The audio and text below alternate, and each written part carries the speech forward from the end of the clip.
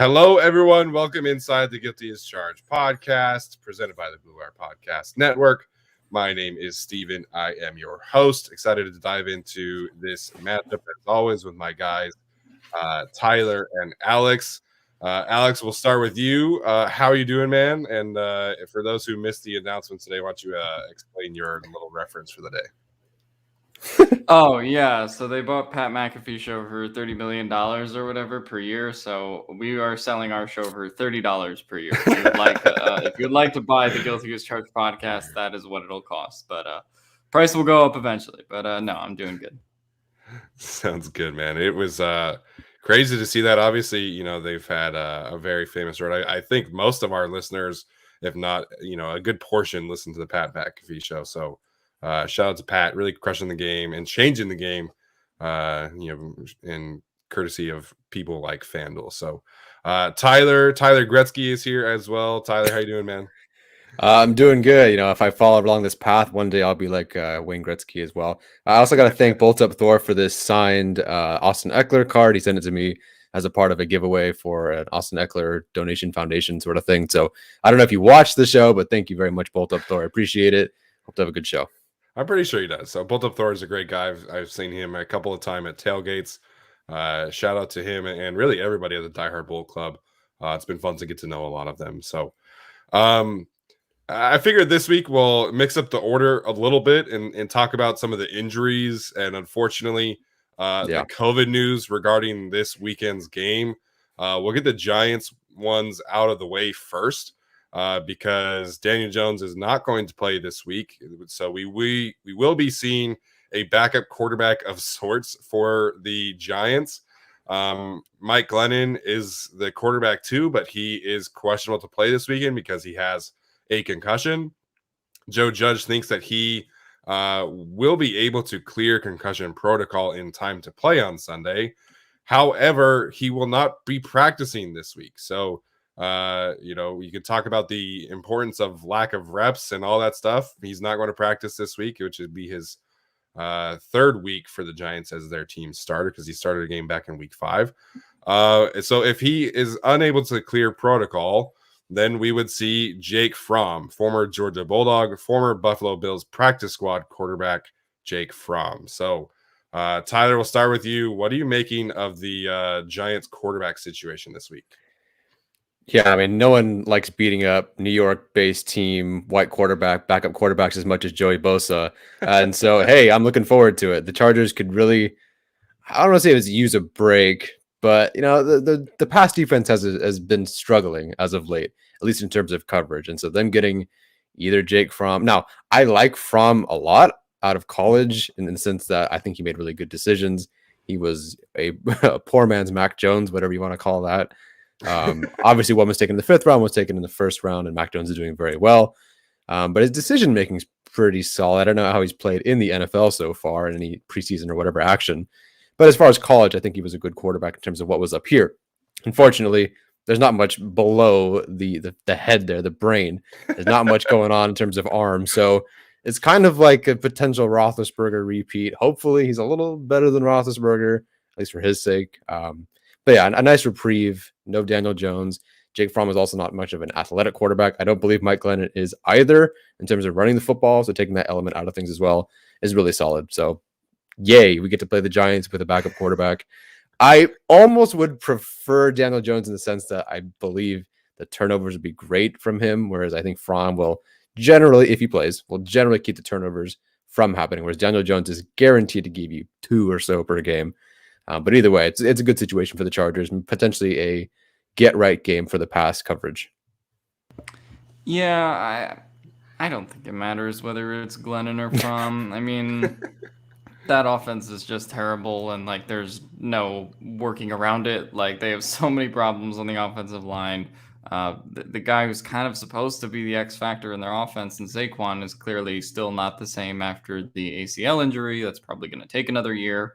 And so if you don't have him and you can't get anything going on the ground game, then who your quarterback isn't really going to matter. So that's sort of how I feel about it. I mean, honestly, I think Mike Glennon is much more likely to turn it over than Daniel Jones is at this point. I think Jones for the season only has 7 interceptions, 3 of which came in one game. Obviously, he's missed some time, but he's kind of done a decent job of at least game managing this year and not turning it over quite as much. So I'd kind of rather play Fromm or somebody else in that regard. But I think they're kind of still dealing with the aftermath of firing Garrett, and now they have Freddie Kitchens in there, who's gonna cook up something good. And it's been really just dismal offense. I think they haven't scored like more than 13 points in a month or something. It's it's pretty bad over there. So this should be a get right game for the defense, and I'm just not seeing how the Giants really put up points on the board, regardless of who the quarterback is. Yeah. So to Alex's point here, Mike Glennon has made 7 starts over the last 2 seasons for the Jaguars and for the Giants. He's thrown 8 touchdowns and 8 interceptions in those 7 starts, and he's also lost 3 fumbles. So there's going to be a propensity for turnovers in this game, almost regardless of who is playing, in my opinion. Jake Fromm was somebody that I liked coming out of college as well, just because, his decision making, his processing was really, high level. That quarterback class outside of the top tier wasn't necessarily great by any means, but I mean, he hasn't played like at all in the NFL. He didn't get a preseason last year. He was on the practice squad for the Bills. And then this year, I don't really know how much he played in the preseason for the Bills. He gets cut from the practice squad, I think like a month ago. So he's only been on the Giants for like 3 or 4 weeks, if that, because I think they signed him once Daniel Jones was hurt to be Mike Glennon's backup. So the Giants offense is a mess with Daniel Jones, and I think it's an even bigger mess with whoever is playing quarterback this week and going forward, as long as Daniel Jones is out. So, Alex mentioned the lack of scoring. They have scored 20 points or less in 8 games this year. That's 8 out of 12. So, I'm not great at math, but I know that that's not very good. The Giants mess is an offense, and it's a mess for, a variety of reasons, but the quarterback play has certainly not helped. And I don't think it's going to help this week either for whoever is playing this week for the Giants. You're on mute, Tyler. Hello, everyone. So it doesn't seem like it's going to potentially be like a Doug Hodges situation where at least he had receivers to throw to and like a good general attack or, passing attack around him. They got Tony's hurt. I forget who other receivers are out. Barkley's banged up. So it's going to be him and a bunch of not that great guys. So I feel pretty confident. Yeah, Kenny Golladay will play. Okay. Kenny Golladay leads them in receiving yards, but he's like 58th or 59th in receiving yards in the league. And they're paying him like the 7th most expensive receiver in the league. So that's fun for them. Sterling Shepard is still on injured reserve, if I'm not mistaken. He really is like the slot go-to guy. Kadarius Toney, obviously the explosive playmaker, but I think he's injured. I don't know if he's going to play or not. But yeah, like I said, the receiving core has been injured / not very good. Saquon has been injured / not very good. And then the quarterback is a mess. And then you have Jason Garrett, who's fired now, and Freddie Kitchens taking his place. So I know a lot of people are like nervous about this game. I'm not. Like, the Giants are a bad football team, and they're playing potentially a 3rd string quarterback. So don't be nervous. In regards to Duck Hodges, I would just say Mike Tomlin, a couple more wins on his resume, analytics than Joe Judge. That too. That helps. That definitely helps. All right, let's talk about the Chargers COVID situation, because it is not great right now. Keenan Allen tested positive as of Monday. He has a chance to play, according to Brandon Staley. However, Austin Eckler said in his press conference today that Keenan's not playing. So, not an official report, but, based off of what we're seeing around the league in terms of positive tests, I would be pretty surprised if Keenan played this week. However, because he is vaccinated, he does have a good chance of playing next week. Because of his positive test, Mike Williams and Chris Harris were deemed close contacts. Neither of them are vaccinated, so the earliest that they could get back in the facility is Saturday. I know that there was some misreporting around that fact, but you have to be away from the team for 5 days and that starts as of Monday. So they can be back in the facility as of Saturday. So they will not practice this week, but as long as they continue to test negative, they should be able to play on Sunday, much like Joey Bosa did against the Pittsburgh Steelers. So assuming those two play, Alex, what do you make of the lack of Keenan Allen in this game, and kind of how the receiving dynamics will change for the Chargers in this one? Yeah, I mean, I think they're pretty much going to ask Mike Williams to be wide receiver one if he plays. And, you know, I think he's shown at points, particularly earlier this season, that he's able to do that. I think he kind of has a tougher matchup this week with the Giants, who have a much stingier secondary, as Arjun points out in the chat. Like, Patrick Graham has been a good defensive coordinator for them this season, Yes, and certainly like a bright spot on the team. So for me, I was very, very concerned when they were like, okay, Jalen Guyton's our wide receiver one because Mike Williams is out with COVID. That would have not been a pretty situation. And then your only two other wide receivers on the roster before going to the practice squad for KJ Hill and Moore are Andre Roberts and Josh Palmer, which might have not been so pretty. But I think if you have one of them, they'll be fine in that regard. Sure. And then, as long as Chris Harris can play, I think he played fine last week. Then, I don't know if Chris Harris will need to go super vertical in this game because I don't think the Giants will be, throwing it too deep too often. But, he played okay in the intermediate range last week. So I think that Michael Davis and that group should still be fine this week as long as Mike Glennon or Jake Fromm are playing quarterback. Yeah, as far as Chris Harris Jr. goes, I wrote so many tweets and then deleted them, and I just was like, I don't know how I feel about this. I think I landed on indifferent to the whole thing. Like, if he plays, cool. If he doesn't, cool. Like, I could just probably throw somebody else in who probably give about the same amount of receptions and yards, and fewer complaints though, so that's good. As far as Allen being out, I'm curious what they would do to replace what he does and has been doing the last, really since the bye. Could they go back to Williams being that possession receiver, lots of slants, lots of more intermediate stuff to him? Or would they like to keep Williams in what seems to be his role now, at least in terms of how Herbert's been targeting him, which is push it downfield, sideline.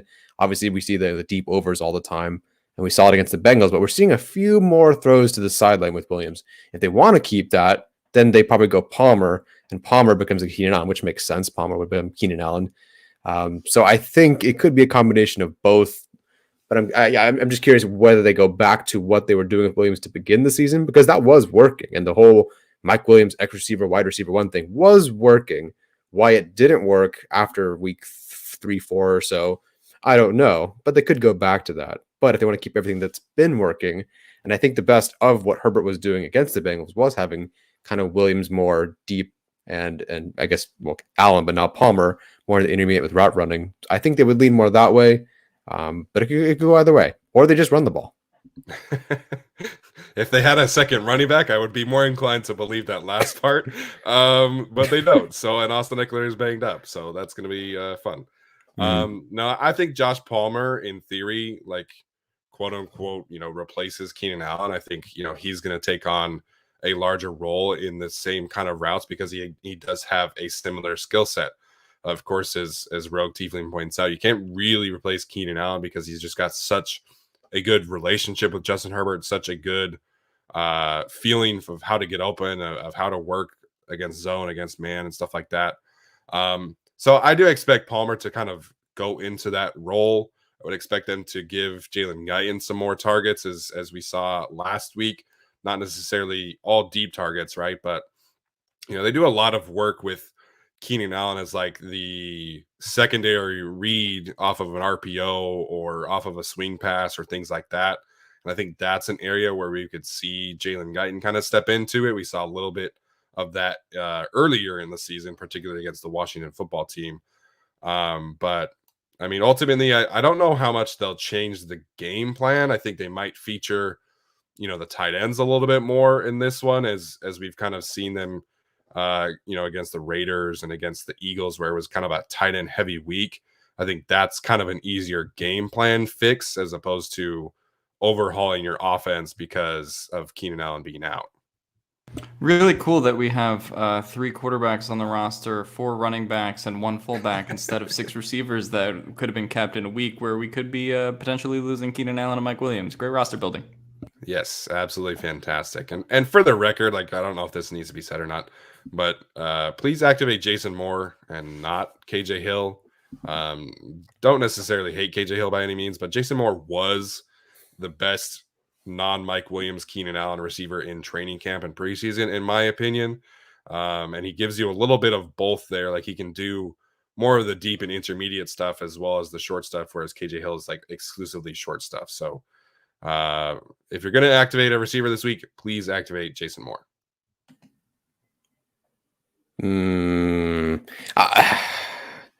Okay, so was KJ Hill more involved, and obviously did he make the roster because of special teams or because they also think he's a better receiver than Moore?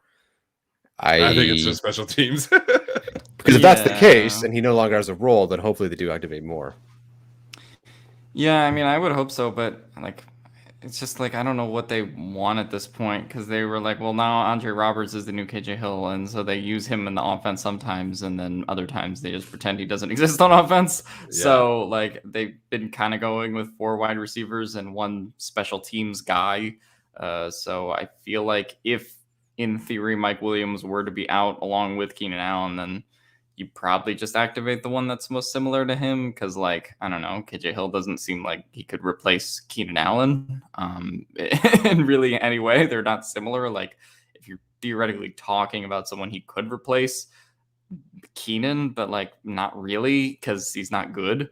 But in terms of, like, skill set, you could draw that correlation. But, yeah, he definitely could not replace the physicality and what Mike Williams brings either. So that's definitely more of a Jason Moore job. Right. They're going to have to adjust, the game plan slightly, and, because you're not going to have the safety blanket there, right? Like Keenan Allen is that. Shout out to Ross C. Johnson, hooking us up with a super chat. We got a fellow East Coast listener. I've been generally surprised at how many East Coast listeners we have. So that's been fun to see. So shout out to Ross. But the other COVID thing that came out today is that Scott Quessenberry, the Chargers backup center, has also tested positive for COVID. So we don't know if there have been any close contacts yet. I assume we would find out tomorrow. If there are any, please be no. And if you are, please be vaccinated. Because the offensive line depth is not great. Quessenberry is the backup center, so it doesn't necessarily impact the starting lineup, but he was the team's jumbo package player of choice last week. So they don't really have a backup center on the practice squad. Ryan Hunter, I would imagine, would get the elevation just because he's the only interior offensive lineman on the practice squad. I thought that Nate Gilliam was, but someone corrected me and pointed out that he was actually cut a few weeks ago. So they don't necessarily have to activate anyone, right? Like, because Senor Clemente is unfortunately still on the active roster, but they don't really have anyone else that has played center to my knowledge. So I'm curious to see if they do anything there, if they just kind of, deal with the week off or what. I assume it would just be Hunter then, unless there's no way Hymus is playing center.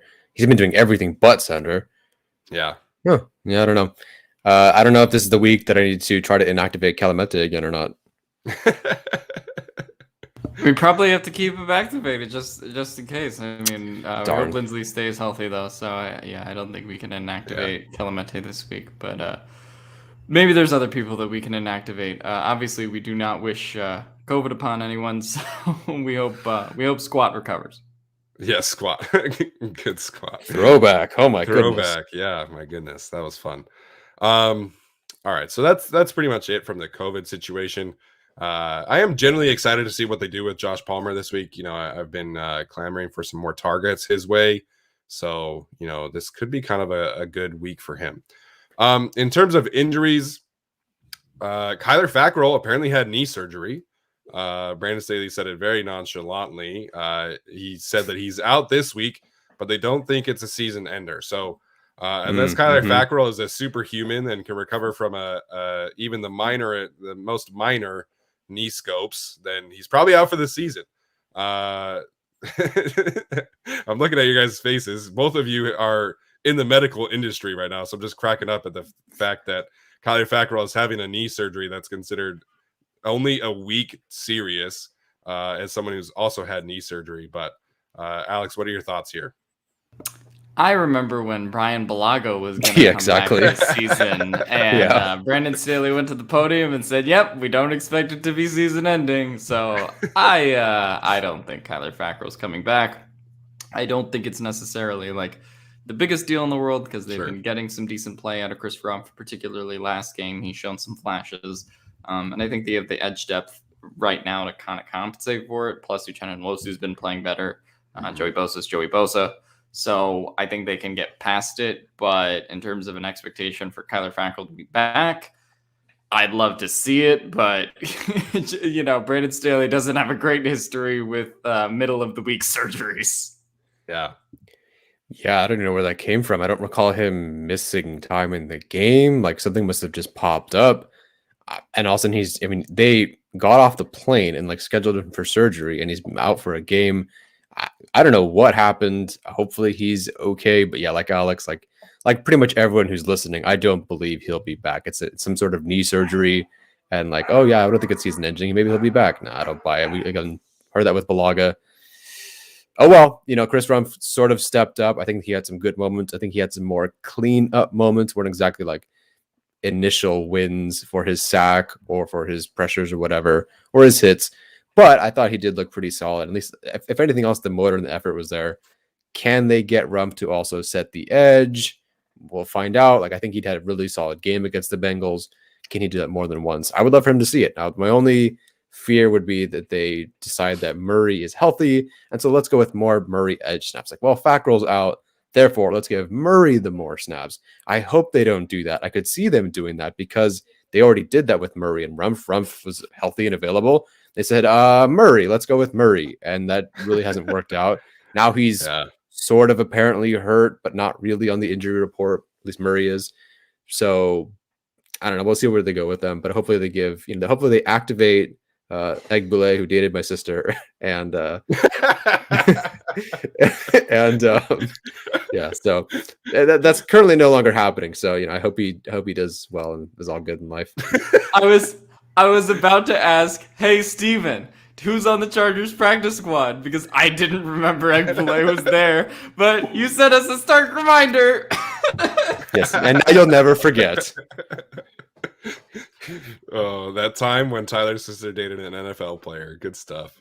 Now I am genuinely excited to see, Chris Rumph in action a little bit more because, his development, really will paint, how much or how aggressive rather I want the Chargers to be at the edge position in the offseason, right? Because I think it's safe to say that, if Uchenna Nwosu kind of keeps up this trajectory, then he's earning himself another contract, right? Like he's earning himself the right to be that number 2 edge rusher again for the future. He's made some serious strides over the last few weeks. Kaiser White pretty much said that he was a little too worried about his. Oh my gosh. If you're listening to the audio version, I'm sorry. We're doing this a live stream, and somebody said at least their date lasted longer than Balaga's game time with the Chargers. I don't know if the date lasted that long. It wasn't that good of a date. Doesn't say that, so I don't know. At least Bulaga made a good play. Oh my gosh. I think Bulaga played like 20 snaps, so it was about an hour of game time. I feel like I'm going to get sued by the Chargers or something, like defamation, so I'm just going to shut up. I just want to say, Emeka Egbule had a good preseason. He did have a good preseason. Envy Talent, I see your super chat question really quickly. He says, hey, I got to say, outside of McKitty, our rookie class is getting a lot of action with Asante Samuel coming back this week. We don't know if Asante Samuel Jr. is coming back this week. He does have a chance to play, according to Brandon Staley. He's approaching the end of concussion protocol. But Trey McKitty's been playing a lot, man. Trey McKitty's playing about 10, 15 snaps a game, and mostly as a blocker and blocking pretty well. So really the name you should have put is Hymus. Outside of Hymus, the rookie class is getting a lot of action. And Webb, and who was Webb's on IR. Right. Yeah. Yeah, no, McKitty's getting more snaps. Although I noticed on the snap count, I think it was Anderson had like 20-something snaps or whatever against the Bengals. Yeah. I don't remember any of them. I don't know how I completely missed that. Me too. I really don't remember him either. They flipped from the week before when it was all McKitty and no Anderson. Yeah, exactly. So that's fun. But yeah, as I was saying, I think Chris Rump's development really is kind of an important storyline going down the rest of the season. They obviously are going to need him to play well. And really, I gave him 4 pressures from this week. I was excited to watch the defensive film, and I did have a good time seeing him. I think his energy and effort, against the run really kind of stood out more so than his pass rushing ability, because he hit Joe Burrow on a stunt. His sack was kind of, Joe Burrow ran his right into it pretty much. So he had a couple good rushes, right, that he didn't hit home necessarily, but to me, his effort against the run was really more impressive than his ability as a pass rusher. Yeah, I mean, personally, I just hope that Asante Samuel Jr. clears concussion protocol, is healthy, and plays this week. That would be kind of fun. And also, I do kind of think that I would like to see him get some on-field reps just prior to going into the Chiefs game in 4 days after this one. Obviously, they could hold him out of this one, though. That's always a possibility for safety. But if he does clear concussion protocol, that's just, it's a big advantage for the Chargers considering the state of the secondary. I was barely listening to the press conference. Who was the person that texted Staley that I'm cleared, like either during the game or whatever it was? I think he might have been referring to Samuel Jr. I could be wrong. Someone in the chat may possibly know. This is what I get for listening to it barely and then not going back. Was this yesterday with yes. With the most recent press conference. Yeah. Huh. Oh, or I'm crazy. Somebody said Linval Joseph. Oh, Linval Joseph. Okay. Gotcha. Never mind. Not even close to the same person. Oh, Steven's coughing again. Guys, please send in your super chat. Steven is really struggling with his cough in the last few days. For just $5 a super chat, you can get Steven the inhaler he needs. I brought some hot tea today. Tyler brought the tea. I brought some hot tea for my throat today. Yes. All right. We'll move on to some of the other injury updates. Austin Eckler Austin Eckler limited in practice. Expect him to play. Matt Filer is back to normal. Justin Jones did not practice yesterday. However, he did practice in a limited fashion today. Same with Linval Joseph, who no longer has COVID. And then Alohi Gilman still not practicing. So don't really understand why he wasn't placed on injured reserve. Do not expect him to play this week. So outside of Filer and Gilman, outside of Fackrell and Gilman, it appears the defense is mostly healthy with Asante Samuel Jr. trending towards returning. And Joey Bosa is completely fine, right? Yeah, he wasn't even on the injury report. Perfect. So I wouldn't count out Staley putting him on the injury report Friday just to mess with the Giants, though. He has a tendency to do that. So we'll see what player he does that with this week. I don't know. I hope Eckler plays, and I hope if he does play, he's healthy because he's looked banged up. Obviously had the fumbles last week against the Bengals. Not a game I would mind sitting him in, especially because they have the Chiefs in 4 days, but then they also have to monitor potentially not having Keenan Allen and Mike Williams. So, that became more complicated this week in terms of giving Eckler rest time. Although, this kind of would be the game you'd like to see Jackson or Kelly or Roundtree or Bradwell do something. So we'll see how that goes. Yeah, absolutely. All right, let's move on here and really dive into this matchup. Excuse me, wrong one there. Forgot to update this one. Live TV. My bad. All right, here we go. Let's talk about the biggest storylines that we are focusing in on. Obviously, we could have mentioned COVID here, but let's talk about this matchup specifically. Alex, what's the biggest storyline that you're looking forward to this weekend? Yeah, I guess for me, it's the Giants' defense and how that affects sort of the rest of the game. Because I do think the Giants' defense has been very good. They're it's the one aspect of their team that is really solid. Their secondary is good. They have a good defensive line that can potentially give the Chargers problems, especially with Leonard Williams and Dexter Lawrence, all those guys. So yeah, and that does concern me, particularly because of Storm Norton and some of the weaknesses we've seen with Michael Schofield, and then potentially Filer's not like 100%. So that's something that is concerning. So I'm going to say the Giants defense, because that's sort of the thing that decides the game for me in a way and how it'll be played. Because I think if the Giants can keep it close with their defense, then that probably gives them more of an opportunity to kind of run the ball, establish something down the field. If they get down like the Bengals did last week, then it's hard to imagine Mike Glennon them, throwing them back into the game, and having 44, 47 pass attempts, whatever he had last week, and being successful with said pass attempts. So, yeah, I think the Giants defense is definitely the thing to watch here. If there is a chance that they were to upset the Chargers, I think that's sort of the thing that could set them apart. So I'm curious to see, with all of the COVID stuff happening with the Chargers, how they choose to attack those cornerbacks, and really assert their run game potentially with a banged up Austin Eckler. And opposite of that, I'm looking at the Chargers offense and how they attack this defense. But I just want to know if the Chargers offense can string another game together. Let's put 2 in a row.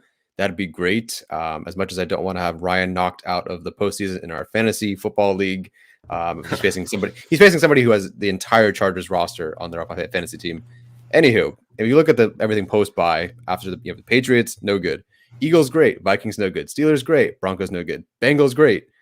And for a variety of reasons, whether it be play calling, Herbert, the line, the drops, the interceptions, whatever, they just aren't able to string multiple games together. Well, can they do it this game? I think that they can. I don't see why they would. I know the Giants defense is pretty solid, but I don't see why they couldn't have at least a solid game. Do I need them to go, 40 points? No, but can they put like 27 on the board, 24 without Keenan Allen maybe? Geez, that doesn't sound like I believe in Keenan Allen all that much. It's only a 3-point difference. But no, can they put it together? I think they can. I think they have the pieces to do it. They've slightly changed their offense a bit to be just a slightly bit different. I think everything was just clicking last week versus the best defense in terms of EPA per play that they faced all year. So hopefully those things continue. However, I think this has been discussed by, like, Stevens mentioned it, a couple other podcasts have mentioned it. Every time things get a little bit tight, Lombardi tends to go back to things that are conservative and simple, and they're just kind of afraid to throw those interceptions or throw the interceptable ball or whatever it is. And I hope that doesn't happen this game, because it could be tight. And I just hope that even when things are going rough, that they continue to try to push the ball, let Herbert throw. Because even against the Bengals, when they were up big, they started by throwing, and when they were up big, they kept throwing. And when things were getting tight and the Bengals were coming back, they still kept throwing. Couple more runs in the second quarter on first down, I believe. But overall, they averaged 10.6 yards per play on first down. So hopefully they continue with that. Even when things are going rough, they kept going. They kept pushing. And that just was enough to get them ahead that game. And hopefully they do that again this game if things get close. Yeah. Quick shout out to Rich E for the super chat. He has the Chargers winning 30-17. So we'll definitely give our predictions later. But I think it's a pretty good prediction, honestly. As for the offense in this one, Joe Lombardi was talking today about kind of what led to them, really attacking the deep part of the field Sunday, as opposed to like what was happening in different situations. And he of course mentioned that they call deep shots a lot. There are deep designs into a lot of their passing concepts. It's just a lot of factors go into that. How is the defense playing you? What read is Justin making? Who is he, trusting more to throw the ball to? But one of the things that he pointed out was that the Bengals were playing a lot of single high safety looks. And when they did go to a too high safety look, that their safeties would drive on Keenan Allen and the intermediate routes, which obviously opened up the deep part of the field. So obviously, if Keenan Allen's not playing in this one, then the Giant safeties have a little bit less to worry about. And so I'm curious to see kind of how that comes about this week. And that's kind of what I'm paying attention to, is how does the Chargers offense rebound, in a sense of how are they going to create explosive plays down the field. Obviously, you're not going to change a whole lot of Jalen Guyton's, routes. You're not going to change a whole lot of Mike Williams' routes if he does play. But I mentioned it might just be a tight end week because you're not necessarily trusting your receivers in this matchup. Might we finally see Donald Parham get more than 5 targets in a game, or Jared Cook? And really quickly, that play where Jared Cook just kind of like gives up on third down, like I saw a lot of people kind of defending him, like, oh, Herbert was getting sacked. No, you're a 13-year veteran. You should always be running your route to the finish of the route. Anyways, that just really pissed me off. So I think this could be a tight end game, and I'm curious to see how that kind of evolves in this one. And we saw the Chargers offense be really efficient against the Raiders and against the Philadelphia Eagles by using their tight ends, and I think that's kind of the bounce back that or the direction that I would expect the offense to go in this one without Keenan Allen and potentially Mike Williams. Do you think the defensive front of the Giants allows them, though, to use their tight ends as pass catchers, or do you think it's more of a stay in and pray to God Storm Norton holds up thing? Well, sorry, I the edge rushers for the Giants are not super concerning to me. Mm-hmm. It's the interior defensive line, and I'll talk more about them later because that's going to be my key matchup of the day. But I expect the Chargers pass protection to hold up, and the Giants don't do anything fancy. They don't do a lot of simulated pressures. They don't do a lot of blitzing. They're pretty low in the blitz rate. So I don't expect this to be a week where Justin Herbert is running for his life and he can't really figure out where pressure is coming from. The Giants are pretty straightforward in terms of we're just going to line up and we're just going to rush. So I do think that the pass protection will be fine this week. Well, that's good. Thanks, Dad, for sending in that super sticker. We were at South Coast Plaza today, and he bought my mom some Christmas gifts, so he's balling right now, Hey, let's go.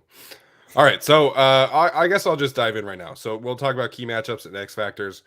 My key matchup of the day is the Chargers interior offensive line versus the Giants interior defensive line. And really, like, when you're looking at roster construction, like, the interior defensive line of the Giants is really like the only position group that gives me pause for this matchup, and it's really just like kind of what I expect and hope that the Chargers can build, because they have some dudes up front.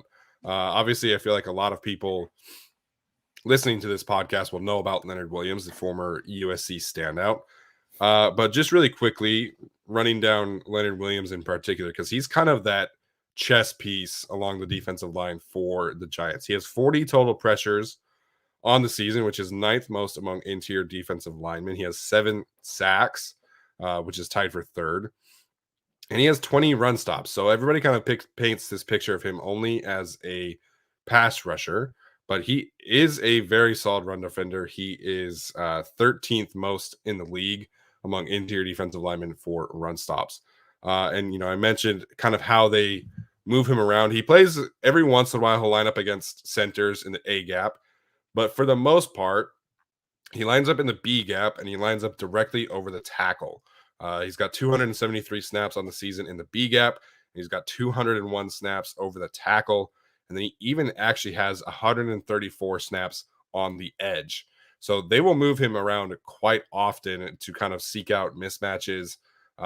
Very similar fashion to how the Rams use Aaron Donald, So Leonard Williams to me is kind of specifically like the one that I'm focusing on here. But then you have Austin Johnson. Some might recall I wanted the Chargers to trade for him. He's kind of played nose tackle for them, even though he's only 305 pounds. So he's a light nose tackle, but he has 27 run stops in the league, which is insane for a nose tackle of that kind of caliber. So his 27 run stops are 6th most in the league. Again, he's mostly A gap and B gap. And then Dexter Lawrence is the last one there. He's got 28 pressures on the season, which is 20th most. He's got 17 run stops, which is also 20th most. Similar to Austin Johnson, he doesn't move around a ton. He's mostly B gap or directly over the tackle. So that trio of defensive linemen is very, very good.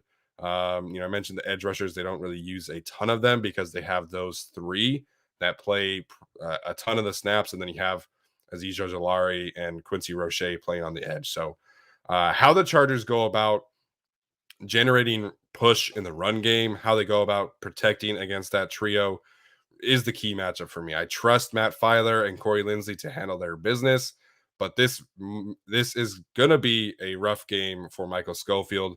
I just hope it's not Senor Clemente against the Broncos rough that completely derails the game plan. No, go for it, Alex. Yeah, no, I was just going to say that I'm going to do the reverse of Steven's thing. I'm going to say Chargers defensive line versus Giants offensive line.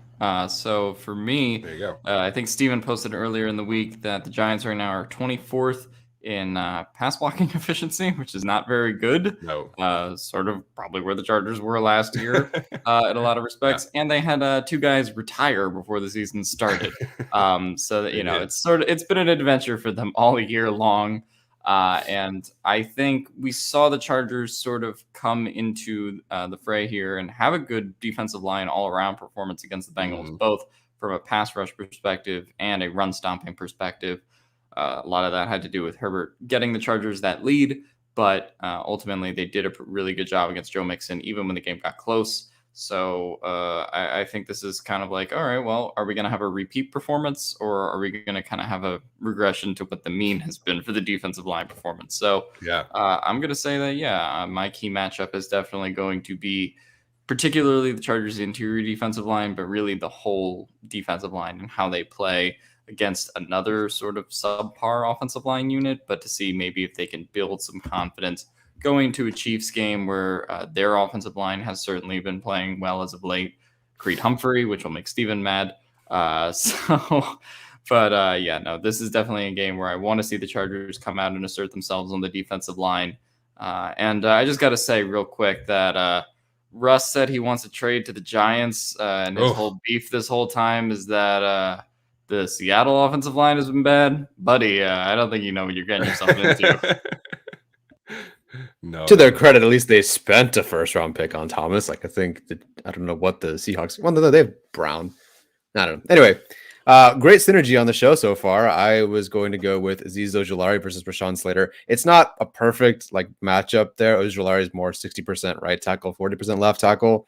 But hey, that's still a good matchup. I mean, he was my edge rusher number 1. Slater was my tackle number 2. And so, that'd be something to watch for sure. As far as the defensive line goes, what you guys were talking about, you hope so much for, let's say, Tillery to develop or even Jones to develop. And you're thinking oh, I see that they're getting a little bit better every week, whatever.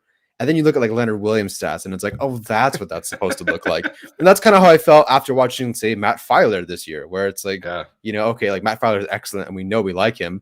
But as soon as they swap him Clemente because he gets hurt, it's oh my God, he's really good. And so I think, I hope that the Chargers address the position, the interior defensive line, in a way that gets you some sort of Leonard Williams type performance. Although that's 40 pressures is pretty good. So I don't know if they can get that.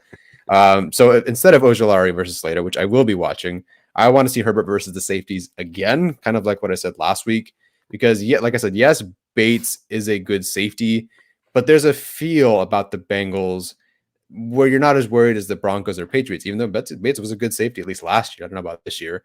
Kind of the same thing here with McKinney. You don't want to go after him, but the 3 other safeties, Ryan, Love, and Peppers, all giving up passer ratings over 115. All 4 safeties combined are giving up almost 1,000 yards, 7 touchdowns. Each of them a reception percentage of 72% or more. So go after these guys.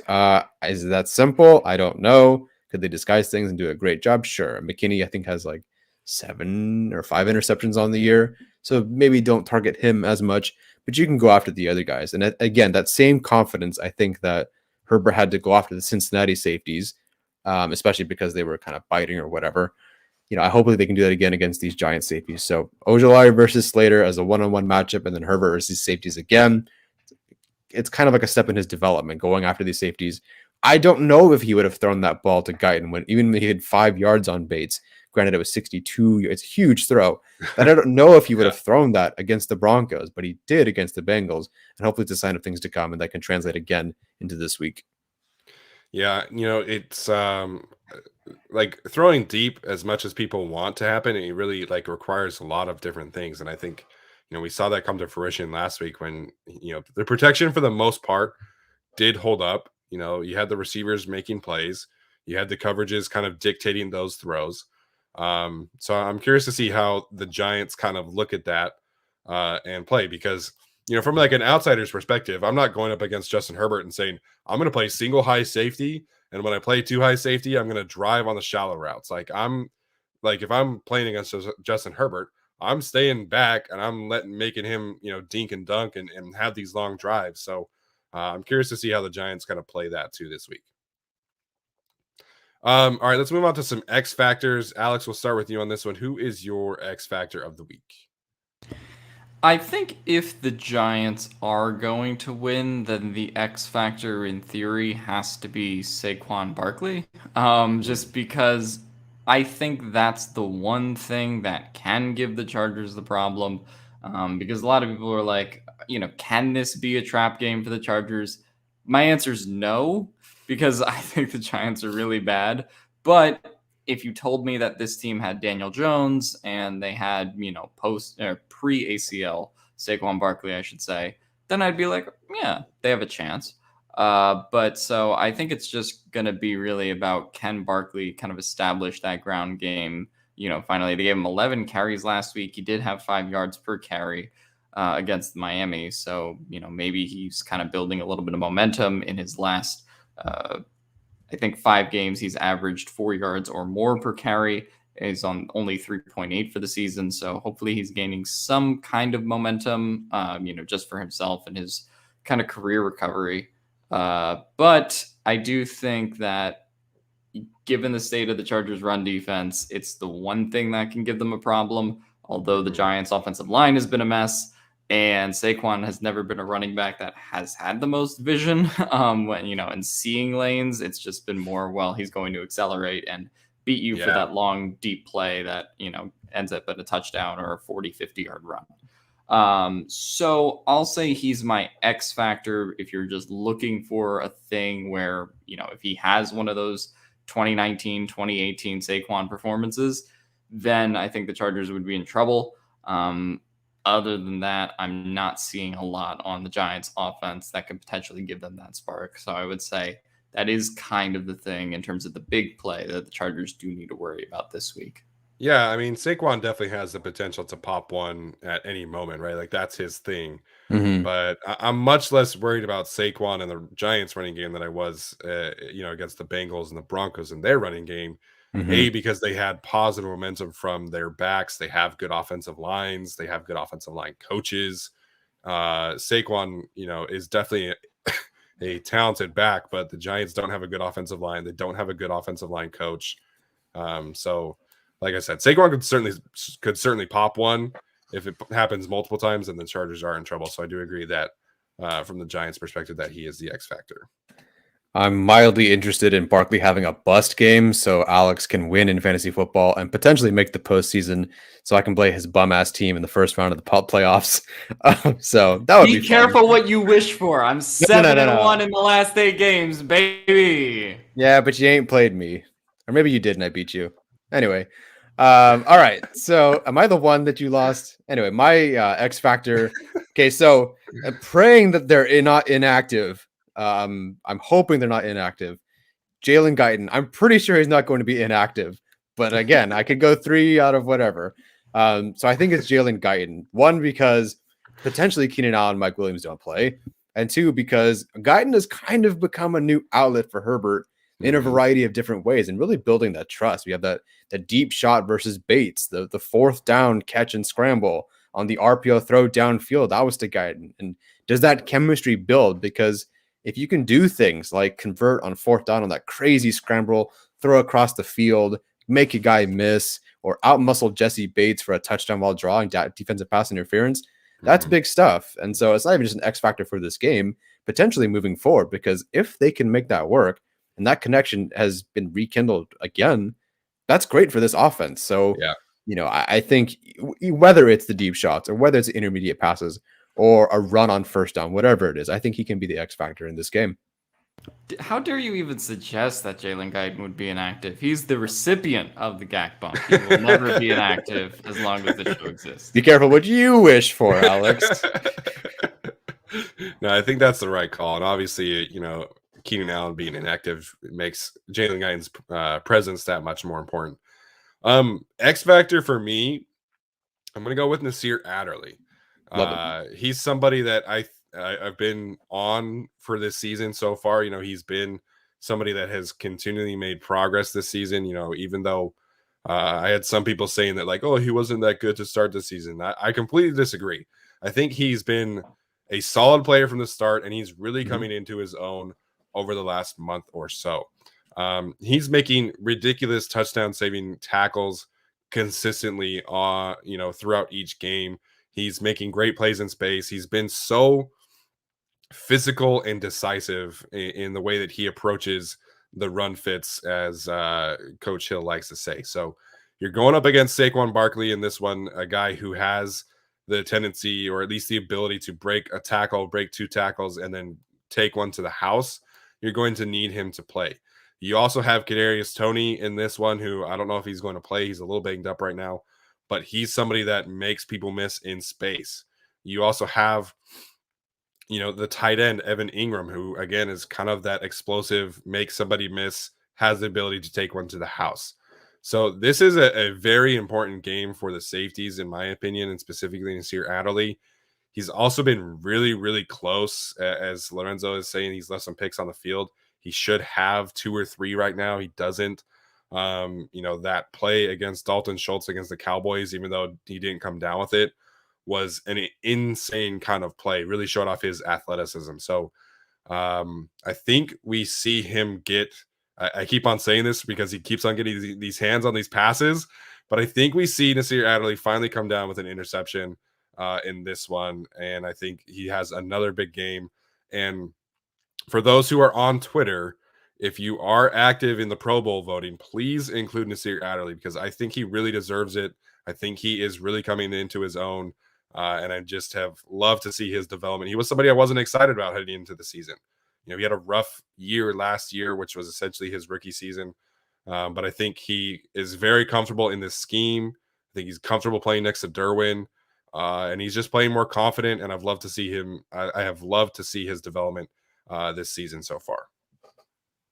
It's been a week of high praise for Nasir Adderley. So buy, hold, or sell. Nate Tice saying that Nasir Adderley was almost or as fun to watch as Derwin James. Fun, Philly guy, love him, sell. Yeah. That was a little bit of an exaggeration by Nate Tice, but he has been on the he's been on the Nasir Adderley train for a while.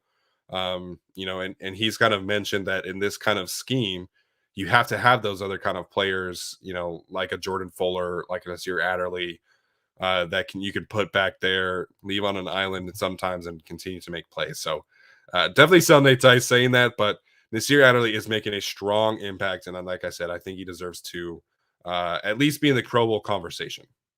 No, he's come a long way. And if anything, I remember in 2019, when I think Brayshawn Jenkins had 2 or 3 weeks in a row where he let like a screen pass go for 60-yard touchdowns.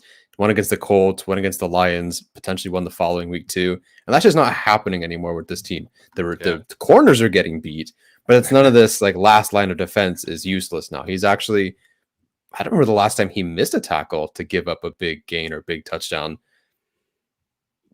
I can't think of one. Yeah, I don't know. The Washington game?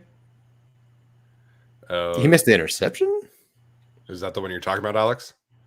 I forget what the touchdown was against Washington where he didn't turn around on coverage. That was just flat out in coverage. I guess I mean a dump off taken to the house that Oh. Rachel Jenkins used to be like, oh, oops. And then he did miss the tackle against David Njoku in yeah. space. Yeah. Oh yeah, never mind. That was a pretty bad one. Don't worry about that. I forgot That it. was, That's yeah, why. that was a Forgive pretty me, bad man. one. He tried to like Yeah. shove a 6'5", 280 Yeah. pound tight end. I'm like, what are you doing? But like I said, I feel like he's been building and building. Really excited to see his development going forward. All right, guys. Any other thoughts on some key matchups or X factors before we move on to some bold predictions? Senor Calamete. What if he's the backup center this week? Then that's fine, I guess. Corey Linsley's going to play, so that's all good. You can't hurt us as a backup center. If he's the backup center, I would actually go to church to pray for Corey Linsley's health. What's the church situation like out there in the foreign country over there? I don't fucking know. I don't go to church. Like, do you drive by one? Like, do you see them? Probably. I'm a Jew. I don't know what does a church even look like? He's in a foreign country. Church is a foreign concept. It's all good. All right, let's get to some bold predictions. Tyler, why don't you start us off this week? Okay. So last week I said that I believe a running back would have either or behind Austin Eckler would either have 7 yards or over 7 yards. I don't recall which, but Justin Jackson on the last drive of the game had a 7-yard rush. So I can't believe that was so bold. So I'm going to increase my boldness a little bit here. I'm going to say that the running backs behind Austin Eckler will have 2 carries that go for more than 6 yards. So I'm upping. It's got to happen twice, but it's only 6 yards, but it has to be more than 6 yards. So that's my bold prediction. It can be one person, or are you saying multiple of them? Anybody. It can be Gabe Neighbors. I don't care. Anybody that's not named Austin Eckler. Very interesting. Yeah, I mean, I called Jalen Guyton touchdown last week, so that was fun. So me and Tyler both hit on our bold predictions. I'm gonna go for one that's a little bit bolder, given the recent state of his play. Jared Cook, 50 yards and a touchdown. I feel like that's relatively bold, given the fact that he's averaging like 20 yards a game now. But I feel like he could use a rebound potentially after, just giving up on routes. So he could rebound after that. And let's just hope he has an impact on the game. So I'm gonna try to manifest that one, like I manifested a Jalen Guyton touchdown. So I'm gonna go Jared Cook, 50 plus yards and a score with potentially Keenan Allen and maybe Mike Williams out. So he could have to contribute. Yeah, absolutely. He better contribute, man. If you can't contribute with your top 2 receivers out, then what are you doing? Look, I mean, I respect him doing as little work as possible for $6 million a year. I would also give up on routes. Yeah, absolutely. Man, that play really pissed me off. Oh, in the arms please. Of the angel, Sarah McLachlan. For just $5, you can get Steven. 99 cents a day. Oh my gosh, it's all the laughing today. You guys are cracking me up too much, which is making me cough. I'll just be serious. There we go. All right, bold prediction. Alex took the tight end, so I'll go somewhere else. Well, Rich E all over the place with touchdown Palmer and an ASJ interception. If he plays, that would be fantastic. Somebody said 4 more turnovers. I feel like that's pretty bold. Pretty tough to follow up 4 turnovers with 4 more turnovers. I'm gonna go result here, and I'm gonna say, that the Chargers win by more than 2 touchdowns. That didn't work out for us the last time we did it. Well, Tyler did it against a good team. Tyler said win by 20 against the Cowboys. I'm saying you beat the 4-8 Giants by more than 2 touchdowns. You never know with the NFC East, man. Yeah, I didn't realize Micah Parsons was Lawrence Taylor on the edge. So, oops. Hey, there's a certain analyst at a certain company who actually believes that take to be true. Who is it? I'll text you later.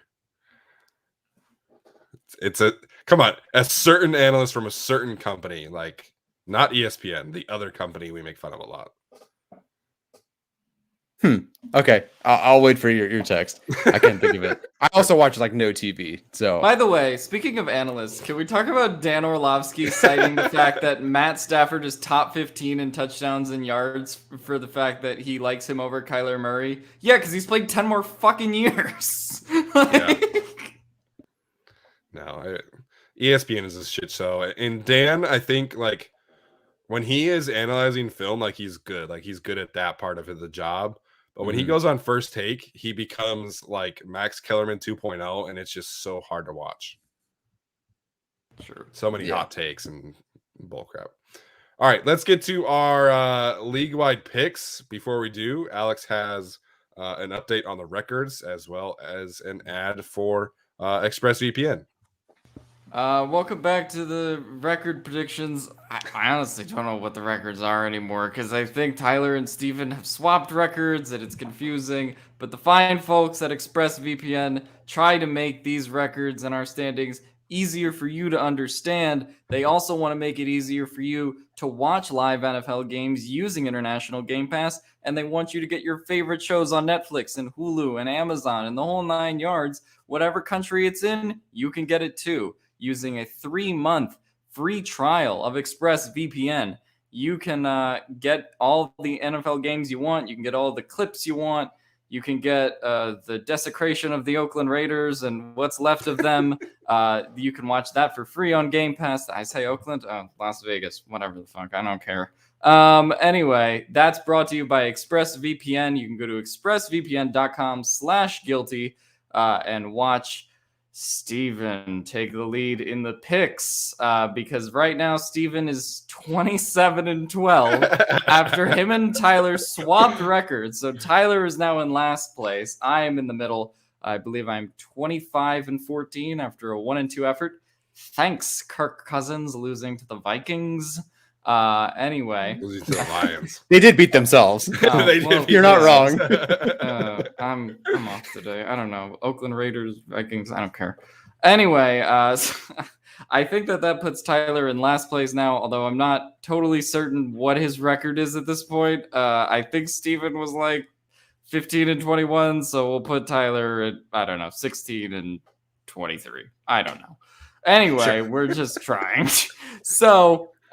Steven, take it away. Or actually, who's going first in the picks? I don't know. I think it's Tyler's turn to go first this week. Okay, all right. But I just have to say, so it'll be Tyler, Alex, and then me. The chips were down. I was in last place. Tyler made a bet that I could, if I went 3-0 for the first time this season, we could swap records, and it fucking happened. So coming through in the clutch, me with my picks. The one time I had to have the 3-0 weekend, it happened. So shout out to me. Tyler really was the one who came in clutch for you. I mean, he made you go 3-0 when you picked first. Like that's something you should have been doing for the last 14 weeks, and you finally decide.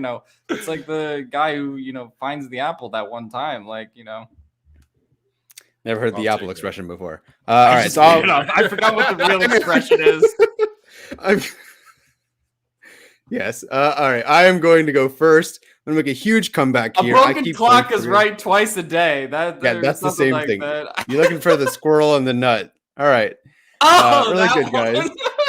No, the clock is a saying too. It is. A broken clock is right twice a day is also a saying. But he was looking for the squirrel finds the nut.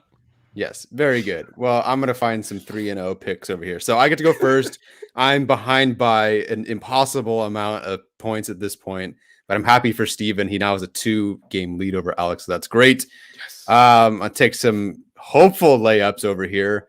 I'm going to take the Packers over the Bears. That feels comfortable because what's his face? Rodgers owns the Bears as he's proclaimed himself. Yeah. I'm not sure I like this one, but it's the Lions. I'll take the Broncos over the Lions to make things interesting. So at least I have something kind of interesting. Listen, I'm in last place. I don't really care anymore. And then for my upset, I'm going to take what everyone was going to pick if it was there.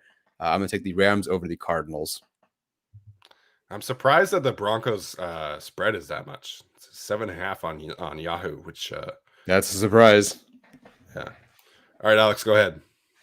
All right, I will try to name teams properly instead of state cities that they don't play in anymore.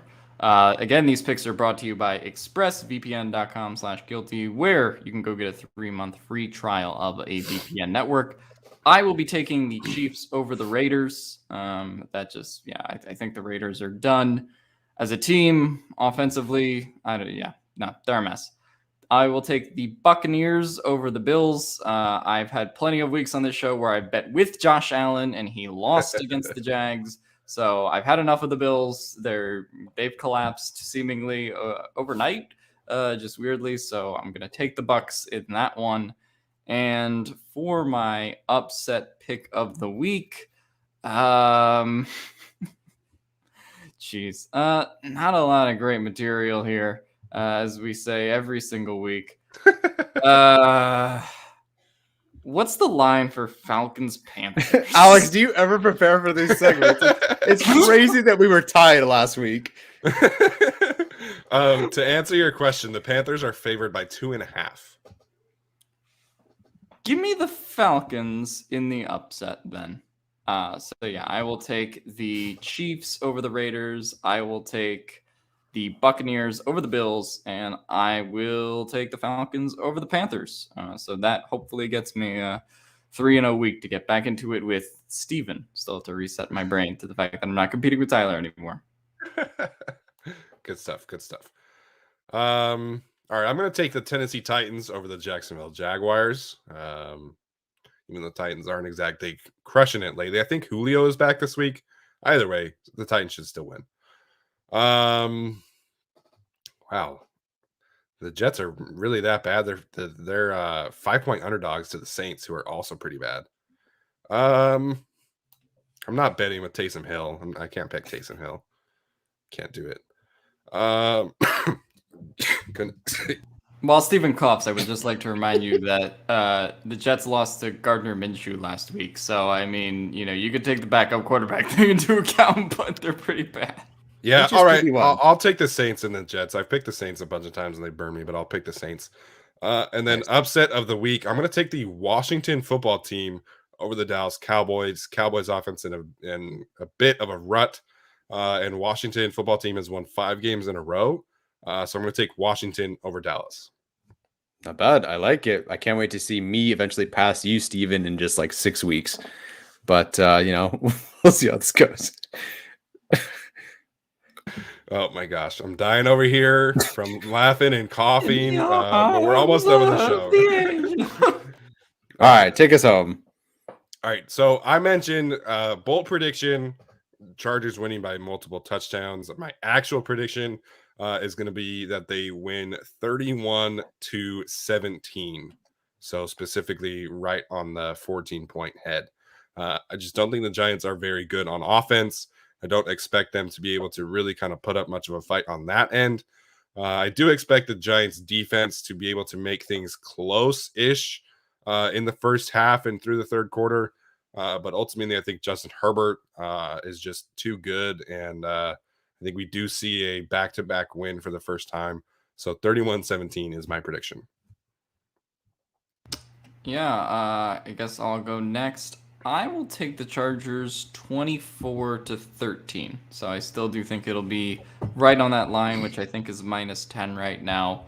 I don't see the Giants' offense being able to do much given the state that they're in, but I think it might play out a little bit similarly to how their game against the Dolphins played out last week, where maybe it's close for a little bit and the Chargers pull away in the third and fourth quarter.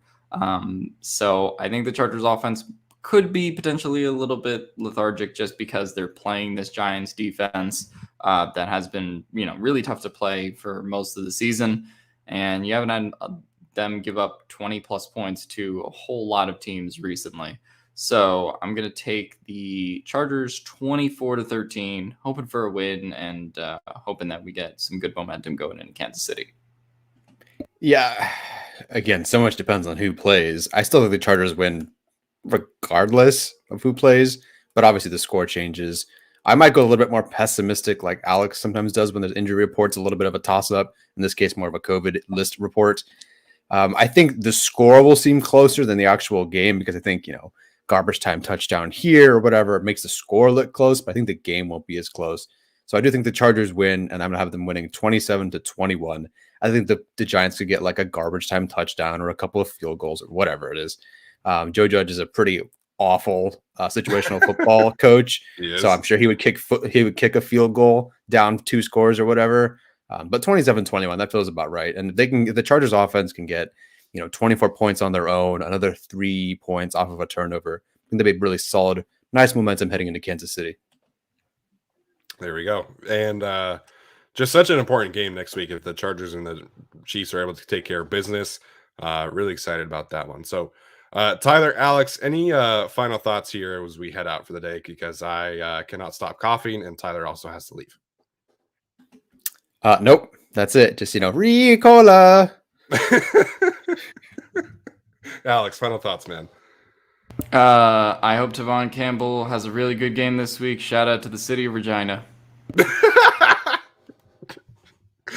Oh my gosh, you're gonna break me this week. Yeah, I have no final thoughts. I can't really speak right now. So thank you guys so much for tuning in.